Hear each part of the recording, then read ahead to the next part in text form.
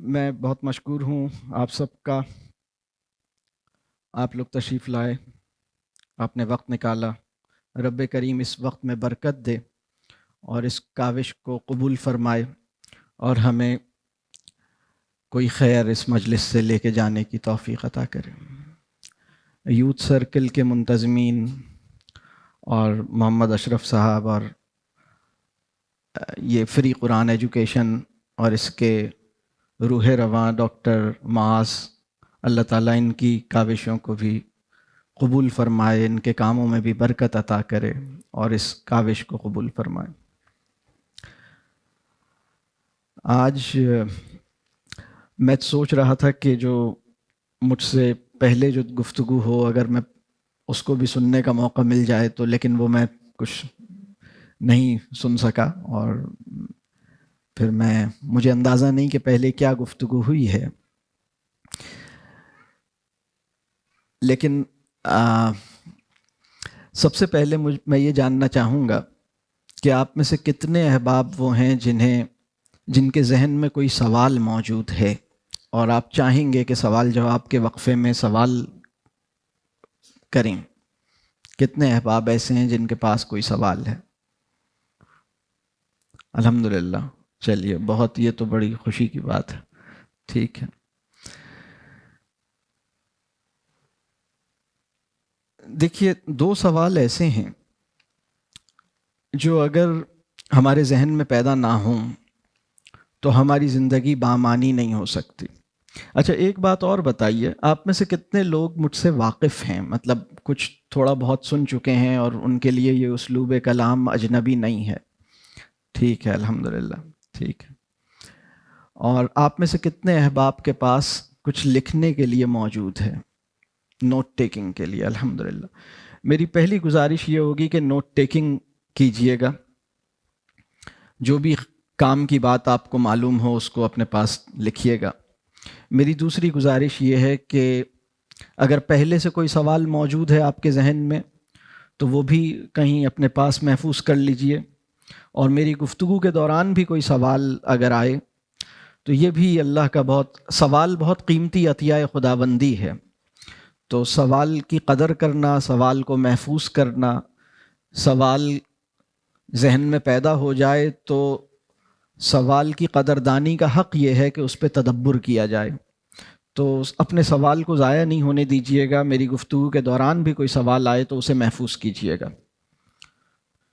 تیسری گزارش یہ ہے کہ آج کی نشست کے بعد جو بھی خیر یا کام کی بات آپ کو معلوم ہو اس کو اپنے گھر میں اور اپنے دوست احباب میں اس پہ ڈسکشن کیجیے گا۔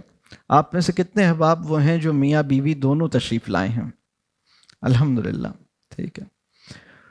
اور چاہے آپ اپنے شریک حیات کے ساتھ تشریف لائے ہوں یا نہ لائے ہوں، پھر بھی آپ نے واپس جا کر کچھ نہ کچھ اس پہ ڈسکشن ضرور کرنا ہے، ٹھیک ہے۔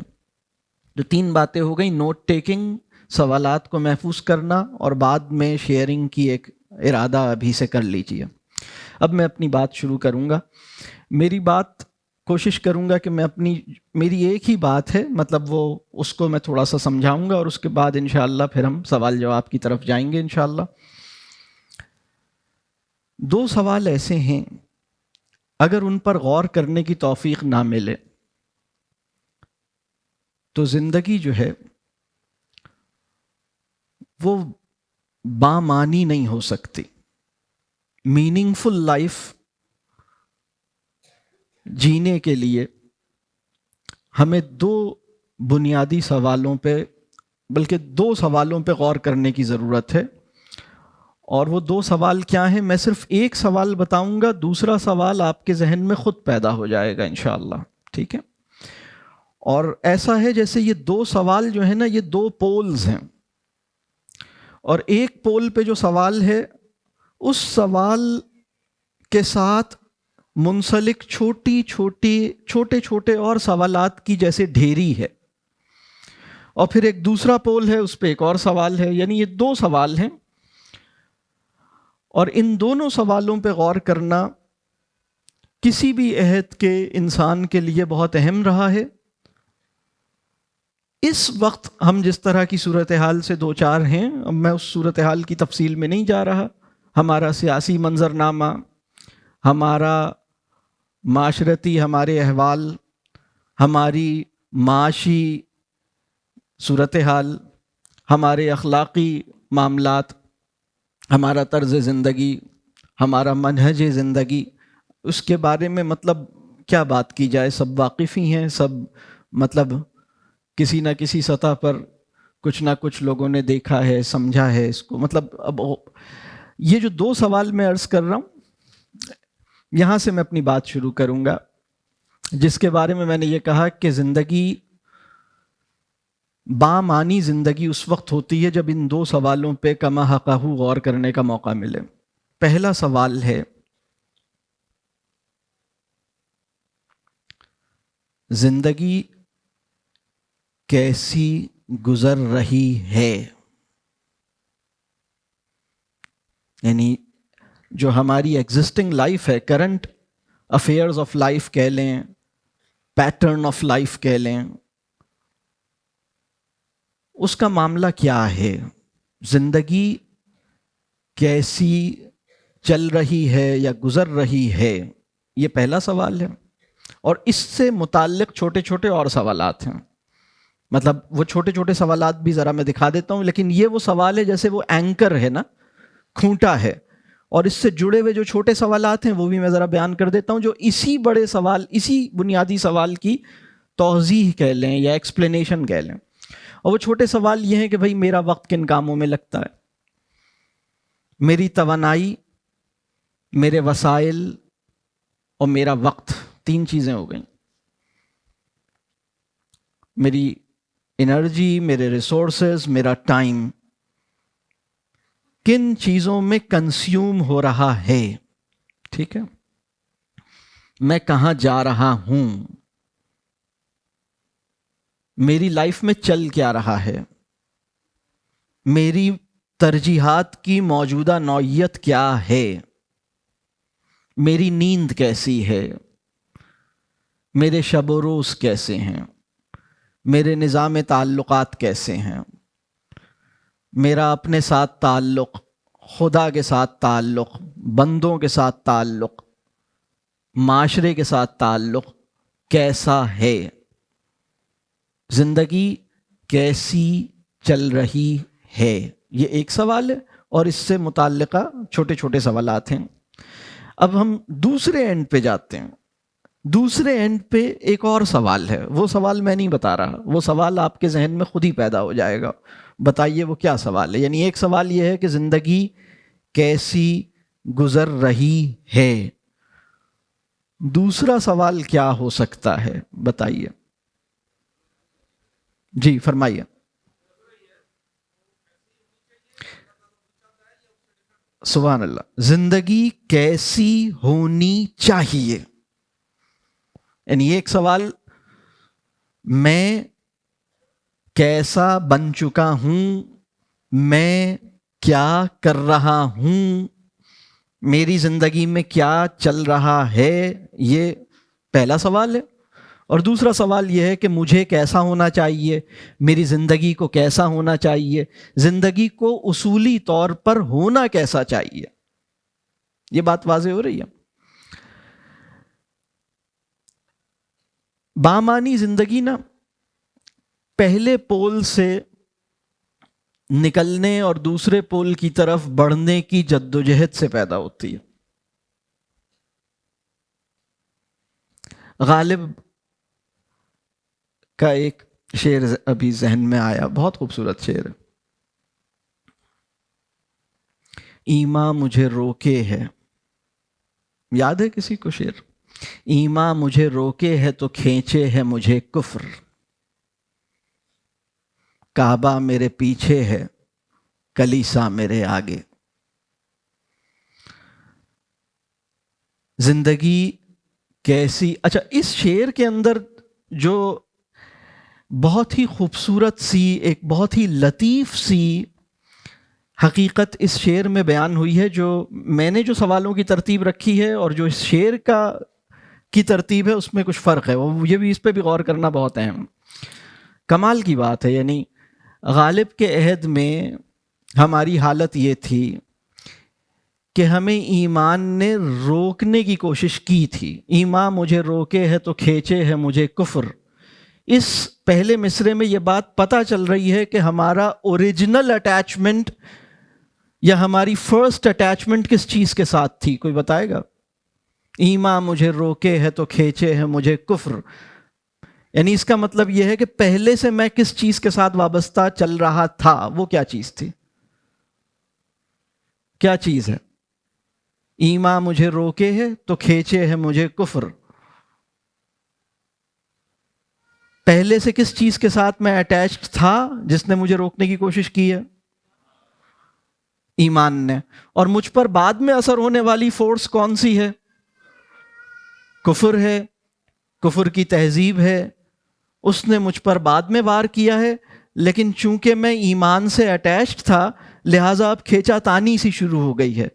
ایک مارکہ حق و باطل شروع ہو گیا ہے. مطلب ایک میرے اوپر ایک فورس وہ والی چل رہی ہے، ایک فورس یہ والی چل رہی ہے. ایمان مجھے کھینچے ہے، ایمان مجھے روکے ہے. روکے ہے کا مطلب یہ ہے کہ میں پہلے سے وہاں، آپ جہاں ہوتے ہیں وہاں پہ آپ کو روکا جاتا ہے. مطلب ایمان مجھے روکے ہے کا مطلب یہ ہے کہ آپ وہاں پائے جاتے ہیں. آپ حالت ایمان میں تھے جبھی تو روکنے کی کوشش ہے. اس کا مطلب ہے آپ وہاں پائے گئے تبھی تو روکا گیا آپ کو. اور کھینچے ہے کا مطلب یہ ہے کہ آپ وہاں نہیں ہیں جبھی تو وہاں بلایا جا رہا ہے. تو اوریجنلی ہمارے معاشرے کی صورتحال یہ تھی کہ ہم صحیح تھے اور پھر ایک دوسری تہذیب کے وار کا شکار ہوئے. کفر ہمیں کھینچ رہا ہے. ایمان مجھے روکے ہے تو کھینچے ہے مجھے کفر. کعبہ میرے پیچھے ہے، کلیسا میرے آگے. دوسرے مصرے میں یہ بات بتائی ہے کہ میں نے پیٹھ موڑ لی ہے الہامی ہدایت کی طرف سے. پیچھے کیسے ہوا؟ یعنی پہلے میں ادھر ہی تھا اسی لیے وہ مجھے روکنے کی کوشش کر رہا ہے، جہاں میں نہیں تھا وہ مجھے کھینچنے کی کوشش کر رہا ہے. میری اپنی صورتحال یہ ہے، مجھ پہ دونوں کا میگنیٹزم سائملٹینیسلی انفلوئنس کر رہا ہے. میری صورتحال یہ ہے کہ میں نے پیٹھ کس کی طرف کی ہوئی ہے؟ کس کی طرف کی ہوئی ہے؟ کعبہ میرے پیچھے ہے، کعبے کی طرف پیٹھ کی ہوئی ہے. کلیسا میرے آگے. یعنی اب میں جس کی طرف دیکھ رہا ہوں اور جس کی طرف بڑھنے کی، مطلب ٹھیک ہے میں ہوں ابھی ادھر، لیکن جس طرف میں ہوں وہاں میری پیٹھ ہے، اور جس طرف میں نہیں ہوں وہاں میرا رخ ہے.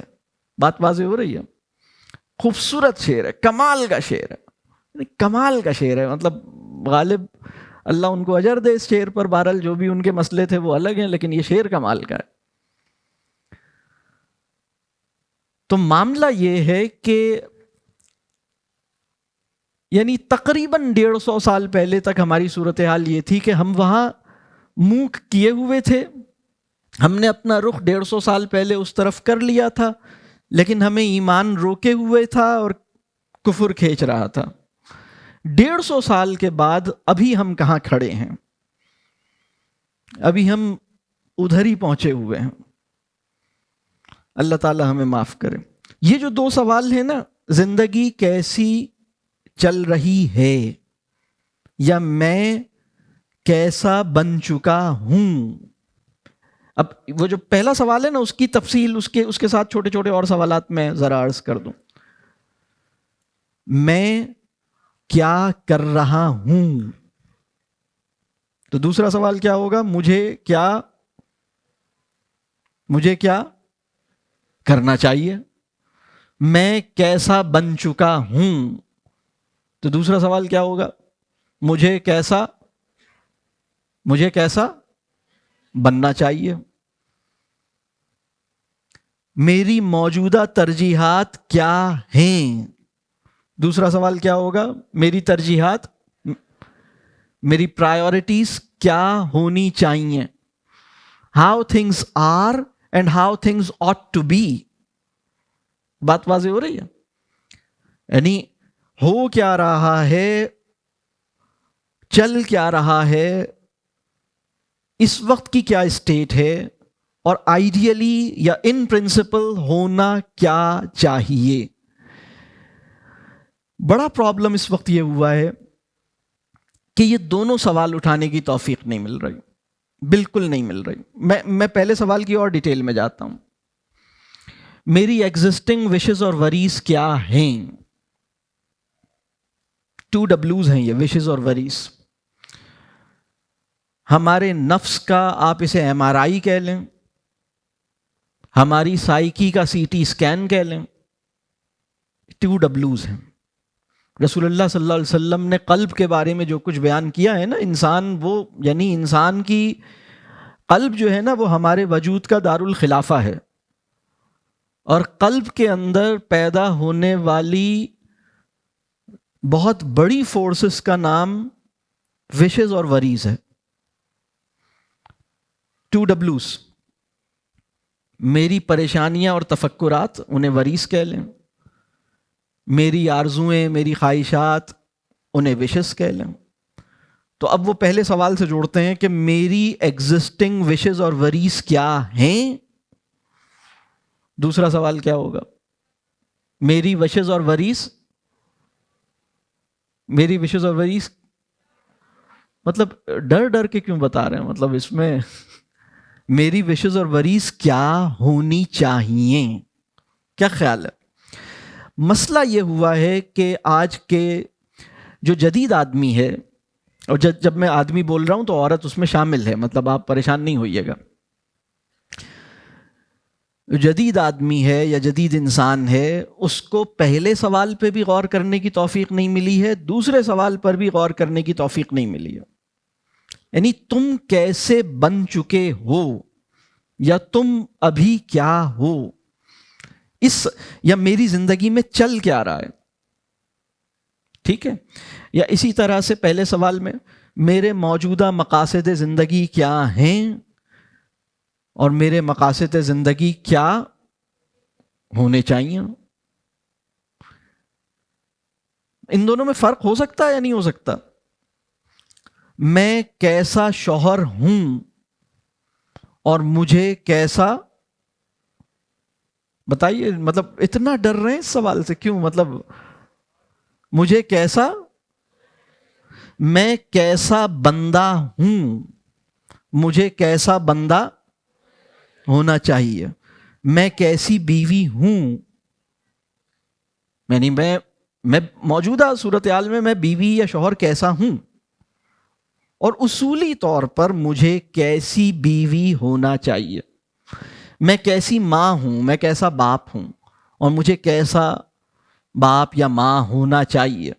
یہ بات سمجھ آ رہی ہے؟ دونوں سوال سمجھ آ رہے ہیں؟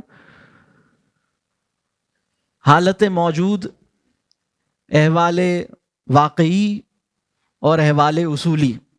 حالت موجود اور حالت, یعنی وہ حالت جو کہ اصولی طور پر مجھے جس کی تمنا کرنی چاہیے, جہاں مجھے پہنچنے کی جدوجہد کرنی چاہیے. ان دونوں میں فرق ہے نا؟ یہ بات کلیئر ہو رہی ہے؟ ایک پرابلم یہ ہوا ہے کہ انسان نے اپنے وجود پہ تو غور نہیں کیا, اور اس نے اس بات کو اپنا استحقاق سمجھا ہے کہ جب میں نے آنکھ کھولی ہو تو جس دنیا میں نے آنکھ کھولی ہے وہاں سب کچھ مجھے ملنا چاہیے. میری سوسائٹی میں یہ ایشوز کیوں ہیں؟ سوسائٹی کے اوپر کرٹیکل انالیسس اپنے وجود کے اوپر خود احتسابی سے کوئی 25-30 گنا 40 گنا 100 گنا زیادہ ہو رہا ہے. یہ بات سمجھ آ رہی ہے؟ کیا خیال؟ یہ محسوس کرتے ہیں؟ وزیر اعظم صاحب کی اصلاح کے لیے جو پروپوزل ہر انسان کے ذہن میں ہوتا ہے, مطلب میں ایک مثال دے رہا ہوں, وزیر اعظم کہہ لیں, چیف جسٹس کہہ لیں, کوئی اور کہہ لیں, علاقے کا چودھری کہہ لیں, وہ پروپوزل اپنے نفس کی اصلاح کے لیے پیدا کرنے میں ہم ناکام ہوئے ہیں. یہ بات واضح ہو رہی ہے؟ میں کیسا ہوں اور مجھے کیسا ہونا چاہیے, میری زندگی کیسی ہے اور اسے کیسا ہونا چاہیے. تو ابھی پرابلم یہ ہوا ہے کہ ہماری جو تعلیم ہے اس نے ہمیں اپنی ذات پہ غور کرنے پہ نہیں ابھارا. اپنے نفس جو ہے نا وہ ہماری دینی تعلیم کے بھی مرکزی موضوعات بننے میں رہ گیا کہیں. یعنی نفس کیا ہے، نفس کے مسائل کیا ہیں، میں کیا ہوں، زندگی بامانی زندگی کیا ہے، یہ ڈسکس نہیں ہوا، اپنی ذات پہ غور نہیں ہوا. یہ ایک پرابلم ہے. اور ہونا کیا چاہیے یہ تو کہیں مطلب ہے ہی نہیں، مطلب یہ اور مسئلہ ہے. اچھا، پہلے سوال پہ غور کیوں نہیں ہو پاتا؟ اس کی وجہ ہے ایک کرٹیکل سیلف ایویلویشن کی کمی، خود احتسابی کے جذبے کی کمی.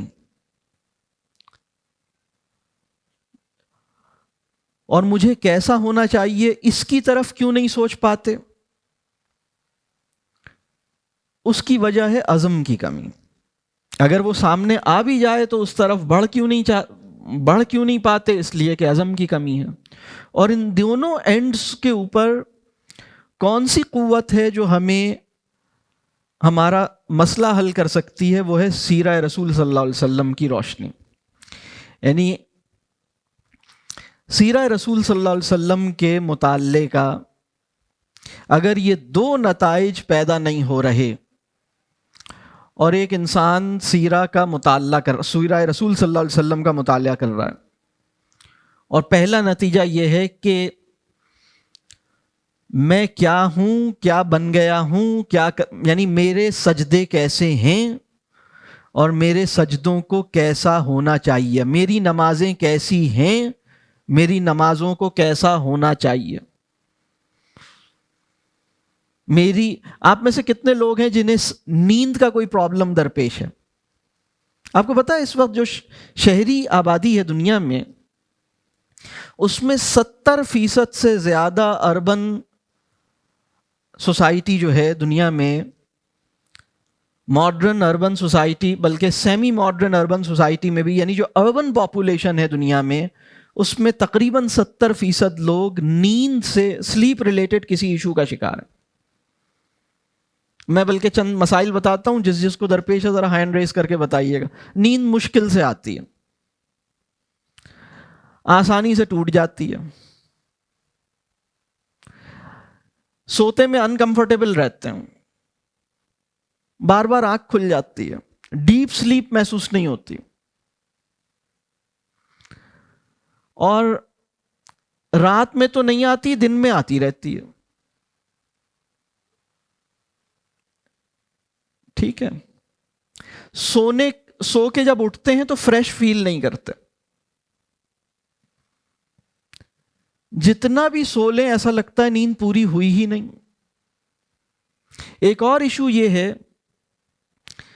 کہ نیند جتنی ہمیں درکار ہے اتنا وقت بھی ہماری جیب میں اب ہے نہیں. جتنا مجھے سونا چاہیے، میری سیلاب مصروفیات مجھے اجازت ہی نہیں دیتا کہ میں اتنی دیر سو سکوں. یہ سب نیند سے ریلیٹڈ مسائل ہیں. تو اگر آپ کے مسائل اسی طرح چلتے رہے تو ملٹی بلین ڈالرز کی انڈسٹری ترقی کرے گی، اور اگر آپ کے نیند کا مسئلہ حل ہو گیا تو انڈسٹری بیٹھ جائے گی، اس لیے کہ تو ملٹی بلین ڈالرز کی انڈسٹری چل رہی ہے. بات سمجھ آ رہی ہے؟ تو اگر یہ والے سوال کو بھی اٹھانے کی توفیق، مطلب یہ تو زندگی کیسی چل رہی ہے اور اسے کیسا ہونا چاہیے، یہ تو 2 سوالات میں نے کہے نا. تو پہلے سوال یہ تو بہت جنرل ہے نا، زندگی کیسی چل رہی ہے، اس میں سے بہت نیرو ڈاؤن کریں اور بہت اسپیسیفک پہ آ جائیں. میری نیند کیسی ہے؟ اور نیند کیسی ہے میں 2 فیکٹرز ہیں، کوالٹی آف سلیپ اور لینتھ آف سلیپ. تو میری نیند کیسی ہے اور میری نیند کو اصولی طور پہ کیسا ہونا چاہیے؟ تو آدمی کو غور کرنے کی توفیق نہیں مل رہی، اس لیے کہ وہ اپنی زندگی پہ سوال نہیں اٹھا پا رہا وہ سوال. ایجوکیشن سسٹم جو ہے وہ کہتا ہے بھائی سوال ہی کرتے رہو گے یا کچھ پڑھو گے بھی. یعنی بچے کے ذہن میں پیدا ہونے والا سوال یعنی سسٹم جو ہے نا اسے اینٹی ایجوکیشنل پرسیو کرتا ہے. وہ کہتا ہے یہ تو آپ کا سوال غیر تعلیمی ہے, سوال تو بری چیز ہے, ڈسٹریکٹ کر رہے ہیں آپ سوال سے, بند کرو سوال. رسول اللہ صلی اللہ علیہ وسلم نے فرمایا تھا کہ سوال علم کی کنجی ہے. اس وقت کی سوسائٹی اور اس وقت کا سسٹم سوالات کے لیے اپریشیٹو نہیں ہے, سوال کرتا ہی نہیں وہ. اور اگر کوئی سوال اہم ہے, وہ سوال جو ایگزامنر جس کو میں نے کبھی دیکھا نہیں, جس سے میں کبھی ملا نہیں, وہ میرے امتحان میں جو سوال بھیجے گا اس کے بارے میں سوچتا رہتا ہوں. 3 گھنٹے کے امتحان میں آنے والے سوال کو زیادہ جانتا ہے, اپنے ذہن میں جو سوال پیدا ہو رہا ہے اسے جھٹکتا رہتا ہے وسوسہ سمجھ کے. روز آخرت میں جو سوال نامہ اسے پکڑایا جائے گا اس پہ غور کرنے کی توفیق نہیں ملتی. اپنے ذہن میں جو سوال پیدا ہوتا ہے اس پہ سوچنے کی توفیق نہیں ملتی. لہٰذا زندگی کیسی چل رہی ہے اس پہ غور کرنے کی توفیق بھی نہیں ملتی. اور کیسا ہونا چاہیے, تو میں یہ عرض کر رہا ہوں کہ اگر سیرہ کا مطالعہ ہو رہا ہے اس وقت ہمارے معاشرے میں, سیرہ کا مطالعہ بھی نا دیکھیں, کوئز مقابلے جیتنے والے طوطے تیار کرنا آسان بات ہے, لیکن سیرہ کی کوئی جھلک دیکھنے کے بعد اپنی زندگی کو تبدیل کرنا مشکل بات ہے. اس لیے کہ ہم ایسے کر نہیں رہے نا, سوال نہیں اٹھ رہا, غور نہیں کر رہے. سیرہ کے مطالعے کے 2 بڑے نتائج پیدا ہونے چاہیے اور دونوں سوالوں پہ ہونے چاہیے. اگر کسی نے صحابہ کرام, اگر کسی بھی صحابی کا ایک چھوٹا سا واقعہ جو 1.5 منٹ میں یا 1 منٹ میں کمپلیٹ ہو گیا, اس کو سننے کے بعد اگر ہمارے دل میں یہ بات پیدا نہیں ہوتی میں کیا کر رہا ہوں, میری زندگی کیسی چل رہی ہے, میں تو ایسا نہیں ہوں, میرے ساتھ کیا مسئلہ ہے, میری لائف میں میری پرائرٹیز, میرے مسائل, میری, یعنی اس کی کرٹیکل سیلف ایویلویشن کی توفیق سیرہ کا 30 سیکنڈز کا بیان سننے کے بعد بھی اپنی زندگی کو ایویلویٹ کرنے کا جذبہ پیدا نہیں ہو رہا, تو اس کا مطلب ہے کہ سیرہ پڑھنے کا حق ادا نہیں ہو رہا. اور پھر اس کے بعد مجھے بننا کیسا ہے, مجھے ہونا کیسا ہے, میری لائف کو ہونا کیسا چاہیے, اس کے اوپر آگے بڑھنے کا بھی کوئی ویژن نہیں مل رہا, کوئی اصول نہیں مل رہا, تو بات نہیں بنے گی.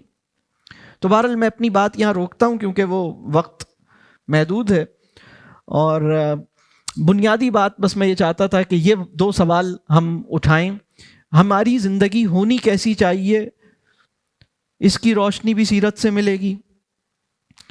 اور ہم ہم کتنے غلط ہیں, یعنی ہماری زندگی, جیسے ہم کہتے ہیں نا کہ منیمم ایکسیپٹیبل لائن آف بندگی سے کتنے ڈیویٹڈ ہیں, کتنے دور ہیں. مطلب اگر ہم کہیں کہ بھائی یہ جگہ ہے کہ چلیں اتنا تو بالکل پاسنگ مارکس کے لیے چاہیے, تو اس سے ہم کتنے دور نکل آئے ہیں, اس کو چیک کرنے کے لیے بھی رسول اللہ صلی اللہ علیہ وسلم کی سیرہ سے ہمیں پتہ چلے گا. اور رسول اللہ صلی اللہ علیہ وسلم کی سیرہ جو ہے وہ جیسے قرآن کو کسی نے بالکل عمل کر کے, برت کے, ذاتی, انفرادی اور معاشرتی اور اجتماعی سطح پر ڈیمانسٹریٹ کر کے جیسے دکھایا ہو نا, تو وہ مطلب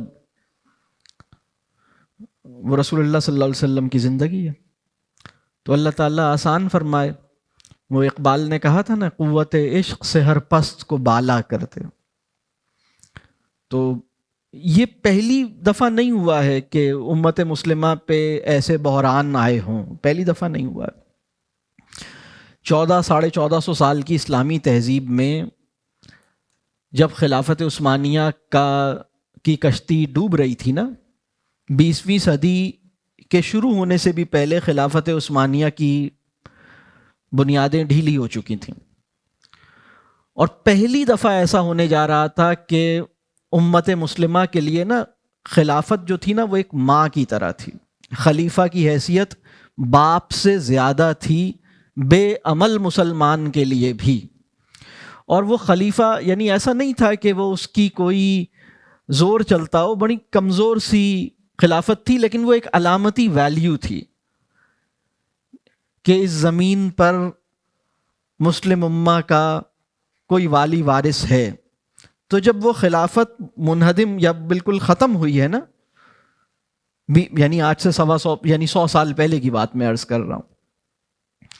تو جیسے مسلم امہ کو ایسا لگا جیسے ہم یتیم ہو گئے، بڑی ڈپریشن کی صورتحال تھی.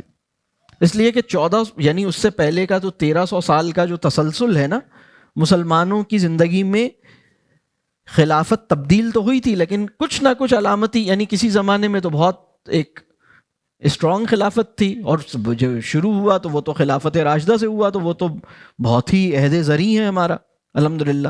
لیکن جیسے وہ تنزل کرتے کرتے کرتے کرتے لیکن جیسا تیسا تھا، لیکن جب وہ خلافت رخصت ہو گئی نا، ختم ہو گئی، تو آپ سوچ سکتے ہیں کیا صورتحال تھی. اور خلافت ختم ہوئی ہے اور تقریباً پوری مسلم دنیا تقریباً چند مقامات چھوڑ کر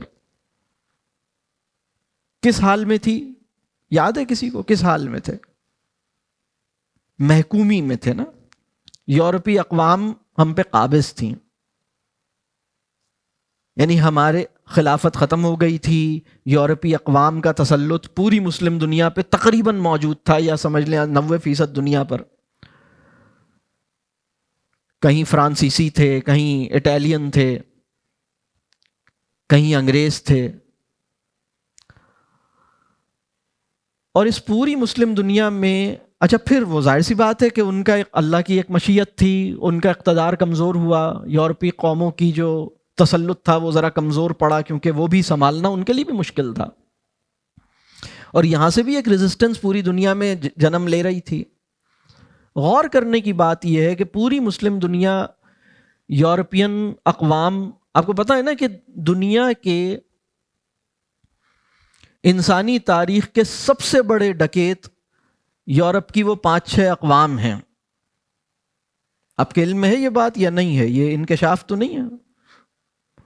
مطلب آپ جس کے وہ آپ گئے ہوں، اگر جیسے کوئی پیرس گیا ہو تو دیکھ رہے ہوں کہ بھائی آج سے 125 سال پہلے ان کی انڈر گراؤنڈ وہ چل رہی تھی، جو وہ سب ہم ابھی تک اسلام آباد میں پہیوں کے اوپر چلا رہے ہیں اور اوپر سے چلا رہے ہیں نا، وہ انڈر گراؤنڈ چلا رہے تھے. اور وہ تھی کیا نام ہے ان کی، میٹرو پیرس میں، اور وہ 125 سال پرانی بات ہے، یعنی اس ٹائم پہ وہ ایگزسٹ کرتی تھی. تو آپ سوچیں کہ وہ کہاں سے آئی. بھائی وہ انہوں نے جو پوری دنیا پر فتوحات کی تھی، وہاں سے جو کچھ تھا لے کر گئے تھے، دولت ہی دولت تھی. ٹھیک ہے ان کے پاس صلاحیت بھی تھی، یہ ایک الگ موضوع ہے. اب اس میں کہنے کی بات یہ ہے کہ جب وہ گرفت ان کی ڈھیلی ہوئی ہے اور آزادی کی اسٹرگل، فریڈم موومنٹس شروع ہوئی پوری دنیا میں، لیبیا میں بھی ہوئی، افریقن کنٹریز میں بھی ہوئی، بر صغیر میں بھی فریڈم موومنٹ چلی. بعض علاقے فرانسیسی تسلط میں تھے وہ بھی آزاد ہوئے، انگریزوں کے تسلط میں تھے وہ بھی آزاد ہوئے. تو آپ غور کیجئے گا کہ صرف ایک خطہ ہے جس نے آزادی کی اسٹرگل میں کلمے کو انٹیگریٹ کیا. بر صغیر کے مسلمانوں کے علاوہ کوئی بھی فریڈم اسٹرگل اسلام کے کاز کے ساتھ نتھی نہیں کی گئی تھی. یہ بہت اہم بات ہے، اس پہ غور کرنے کی بات ہے. اور جگہوں پہ یہ والی اسٹرگل نہیں تھی. مطلب آزادیاں تو سب نے حاصل کی، اور سب تقریباً 15-20 سال کے اندر، یعنی 1940s سے لے کے 1950s تک آزادیاں سب نے حاصل کر لیں، چھوڑ کے چلے گئے. لیکن یہ والا خطہ تھا جس نے اسلام کے نام پہ آزادی حاصل کی. تو بہت ساری اس میں غور کرنے کی بات ہے. اور لیکن پھر ہم نے کیا کیا، ہم نے بس مطلب پھر ہم کسی اور ہی طرف نکل گئے اور تربیت نہیں کر سکے. اپنے ایمان کی جو نشوونما ہے فکری اور شعور کی بنیاد پہ وہ نہیں ہو سکی. پاکستان کا مطلب کیا، لا الہ الا اللہ ایک نعرہ تھا، نعرے نے ہمارے اندر جوش جذبہ پیدا کیا، الحمدللہ اس پہ بڑی خیر پیدا ہوئی اور پاکستان میں آزاد ہو گیا، بن گیا. لیکن لا الہ الا اللہ کا مطلب کیا، یہ والی تحریک چلانے کا ہمیں موقع نہیں ملا، اس کی فرصت ہی نہیں ملی. اس پہ کام ہی نہیں ہوا. پاکستان کا مطلب کیا؟ لا الہ الا اللہ. اتنی بات سے بھی اتنی خیر پیدا ہوئی کہ ہم آزاد ہو گئے. لیکن لا الہ الا اللہ کا مطلب کیا، اور اس کے نتیجے میں زندگی کیسی ہونی چاہیے، اس کو سمجھنے کے لیے ہمیں رسول اللہ صلی اللہ علیہ وسلم کی سیرہ پڑھنے کی ضرورت ہے. سیرہ کے مطالعے کا اگر میں ان دونوں، یہ جو دو پولز میں نے بیان کیے نا، اس کو ایک جملے میں اگر میں یہ عرض کروں، ہم سب کو یہ سوچنا چاہیے اگر ہمارا ایمان زندہ ہے اور رسول اللہ صلی اللہ علیہ وسلم سے ہمیں محبت ہے تو ہمارے اندر یہ خواہش ہو کہ یا اللہ رسول اللہ صلی اللہ علیہ وسلم کی زیارت نصیب فرما، روزہ رسول صلی اللہ علیہ وسلم کی زیارت بھی نصیب فرما، آپ صلی اللہ علیہ وسلم کی اپنی زیارت بھی نصیب فرما. اس زندگی میں خواب میں نصیب کر دے، اس زندگی میں حوض کوثر پہ نصیب فرما دے. لیکن اگر رسول اللہ صلی اللہ علیہ وسلم آج ہمارے گھر میں، سپوز فرض کیجئے کہ رسول اللہ صلی اللہ علیہ وسلم اس وقت ہمارے گھر میں آ جائیں اور پھر دیکھیں کہ میں اپنی بیوی سے کیسے بات کر رہا ہوں اور میری بیوی مجھ سے کیسے بات کر رہی ہے، میں اپنے بچوں سے کیسے بات کر رہا ہوں، میرا بچہ مجھ سے کیسے بات کر رہا ہے، تو کیا رسول اللہ صلی اللہ علیہ وسلم بہت خوش ہوں گے؟ میری لائف میں کیا چل رہا ہے یہ دیکھ کے خوش ہوں گے وہ؟ بات واضح ہو رہی ہے؟ تو اللہ تعالی ہمارے لیے آسانی فرمائے، ہمیں رسول اللہ صلی اللہ علیہ وسلم سے صحبت کی سچی تمنا ہمارے اندر، یعنی ان سے ملاقات کی، ان کے دیدار کی، ان کی زیارت کی تمنا بھی پیدا کرے، اور ان کی زیارت اور ان کی صحبت اور ان کے قرب کی اہلیت بھی ہمارے اندر زندہ رکھے. مطلب ہم منی ممکن ہے میں ایسی بات کروں کہ یا اللہ مجھے ان کی قرب عطا فرما، اور ملائکہ کہتے ہوں شکل دیکھی ہے تو نے، یعنی میں یہ کہوں کہ یا اللہ مجھے رسول اللہ صلی اللہ علیہ وسلم کا دیدار عطا فرما، اور فرشتے کہیں کہ شکل دیکھی ہے تم نے، حرکتیں دیکھی ہیں اپنی، یہ منہ اور یہ بات. تو یا اللہ میرے اندر تمنا بھی سچی عطا فرما اور اہلیت بھی پکی عطا فرما. یہ بات سمجھ آ رہی؟ تو رسول اللہ صلی اللہ علیہ وسلم کی زندگی کو جیسے ہم دیکھیں، آئیڈیل جو ہوتا ہے نا، ایک پرابلم اور پیدا ہوا ہے. دیکھیں ایک بات میں اور بتاؤں، وہ معاشرہ جو تنزلی کا شکار ہوتا ہے اس کا پرومیننٹ کیریکٹرسٹک یہ ہوتا ہے کہ وہ آئیڈیلز پہ بات نہیں کرتا، آئیڈیلز پہ بات نہیں کرتا. اور اگر آئیڈیلز پہ بات کرتا ہے تو اس کے بارے میں اس کو یہ شک ہوتا ہے کہ یہ ڈویبل تھوڑی ہے، یہ امپلیمنٹیبل تھوڑی ہے، یہ اچیویبل تھوڑی ہے، اس کے لیے تو آئیڈیل سرکمسٹانسز چاہیے. اور وہ معاشرہ جو یعنی اوپر جاتا ہے، وہ قومیں جو بلندی پہ جاتی ہیں، بلندی سے میری مراد معاشی بلندی نہیں ہے، اخلاقی، ایمانی اور تہذیبی رفت کی بات کر رہا ہوں، یعنی یہ والی رائز کی بات کر رہا ہوں. تو ان کی صفت یہ ہوتی ہے کہ وہ آئیڈیلز کے اوپر بات کرتی ہیں، اصول کے اوپر. مطلب وہ یعنی جب وہ کسی اصولی مبحث کو انکاؤنٹر کرتی ہیں تو وہ یہ دیکھتی ہیں کہ مطلب اچھا اس کو کیسے کیا جا سکتا ہے، اس کو ہم کیسے کریں، اس کا راستہ کیسے نکالیں، اس طرف کیسے بڑھیں.